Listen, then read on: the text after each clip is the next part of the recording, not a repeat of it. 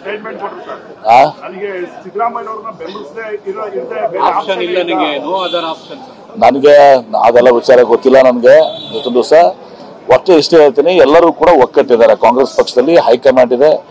High command ಅದರಲ್ಲಿ AICC ಅಧ್ಯಕ್ಷ ಮಲ್ಲಿಕಾರ್ಜುನ ಖರ್ಗೆ ಅವರು, ಸೋನಿಯಾ ಗಾಂಧಿ ಅವರು, ರಾಹುಲ್ ಗಾಂಧಿ ಅವರು, CWC, ಇವತ್ತು ಮುಖ್ಯಮಂತ್ರಿಗಳು, ಉಪಮುಖ್ಯಮಂತ್ರಿಗಳು ಎಲ್ಲರೂ ನಾವು ಒಕ್ಕಟ್ಟಿದ್ದೀವಿ. ನಮ್ಮಲ್ಲಿ ಯಾವುದೇ ಭಿನ್ನಾಭಿಪ್ರಾಯಗಳು ಇಲ್ಲ.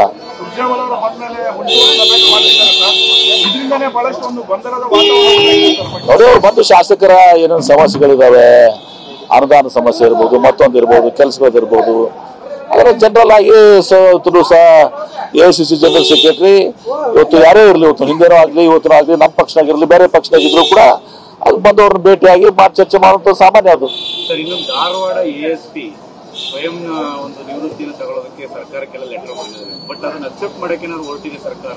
ನನಗೆ ಗೊತ್ತಿಲ್ಲ, ಅದು ಹೋಮ್ ಮಿನಿಸ್ಟರ್ ಮಾತಾಡ್ಬೇಕು. ಅಂಗೀಕಾರ ಆಗಿದೆ ಸರ್ ಈಗ. ನನಗೆ ಗೊತ್ತಿಲ್ಲ. ಹೋಮ್ ಮಿನಿಸ್ಟರ್ CM ವಿರುದ್ಧ ಆ ರೀತಿ CM ವೇದಿಕೆಯಲ್ಲಿ ನೋಡಿ, ನಾನು ಇದ್ದಲ್ಲಪ್ಪ ಅವತ್ತ ನಾನೇ ಇದ್ದೀನಿ. ಅವರು ಹೇಗೆ ಅಂತ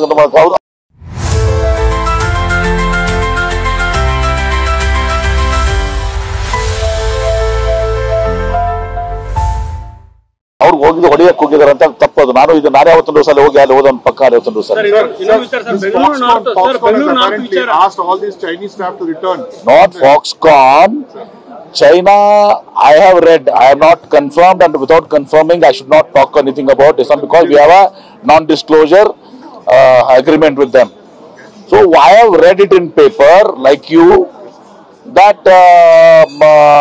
China, not Foxconn. Foxconn is from Taiwan, not from China. China has asked all the Foxconn employees, Chinese employees which are working in Foxconn, other things, to come back. Is what the story reads. I am not sure. Sir, I know. I have read it. I have read it. I am only telling it. I know. Foxconn is pulled out. Foxconn is a Taiwanese company. It is not a Chinese company.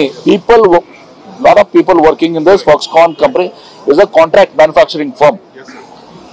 There they have asked this one to China may have asked. This is the report says. I am not confirming it. I have a non-agreement, non-disclosure clause with them. So I do not talk anything about Apple and Foxconn.